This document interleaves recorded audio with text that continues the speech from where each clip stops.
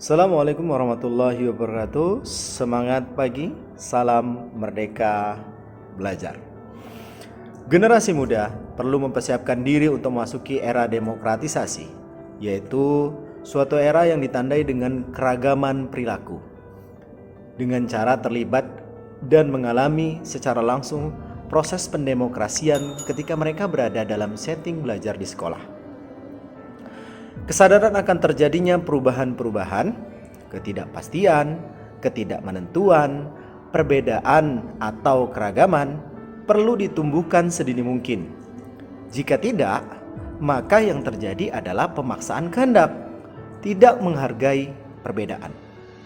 Perbedaan dianggap sebagai kesalahan yang harus dihukum. Kondisi demikian jika dibiarkan akan terjadi pertikaian dan lebih lanjut dapat mengakibatkan terjadinya perpecahan bangsa. Peserta didik adalah manusia yang identitas insaninya sebagai subjek berkesadaran perlu dibela dan ditegakkan lewat sistem dan model pendidikan yang bebas dan egaliter. Maksudnya adalah persamaan derajat pada setiap manusia. Hal itu hanya dapat dicapai lewat proses pendidikan yang memerdekakan dan metode pembelajaran aksi dialogal. Oleh karena itu, peserta didik harus diberlakukan dengan amat hati-hati. Teori kognitif konstruktivistik menekankan bahwa belajar lebih banyak ditentukan karena adanya karsa individu. Penataan kondisi bukan sebagai penyebab terjadinya belajar, tetapi sekedar memudahkan belajar. Keaktifan peserta didik menjadi unsur amat penting dalam menentukan kesuksesan belajar.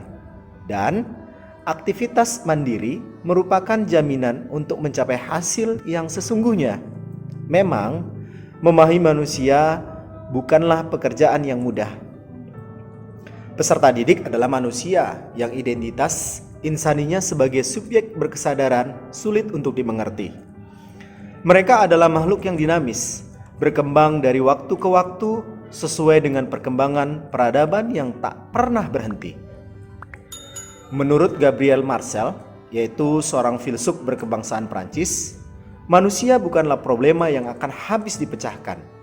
Ia adalah misteri yang tak mungkin disebutkan sifat dan ciri-cirinya secara tuntas.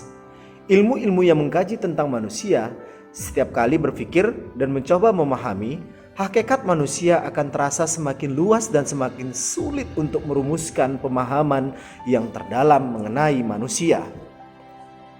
Pemahaman tentang manusia yang terus berkembang dan dinamis inilah menuntut dunia pendidikan untuk selalu berupaya berkembang secara dinamis pula.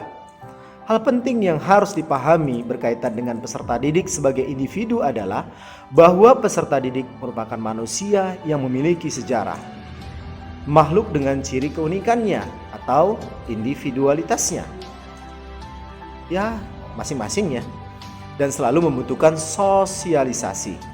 Dengan ungkapan lain, di antara mereka memiliki hasrat untuk melakukan hubungan dengan alam sekitar, dan dengan kemerdekaan yang kebebasan mengolah pikir dan rasa akan pertemuannya dengan yang transendental, yaitu masalah keimanan dan ketauhidan. Pemahaman akan peserta didik inilah yang harus dimiliki oleh para guru, sebab pemahaman tersebut penting dijadikan pijakan dalam mengembangkan teori-teori maupun praksis-praksis pendidikan termasuk strategi pembelajarannya. Salam merdeka belajar.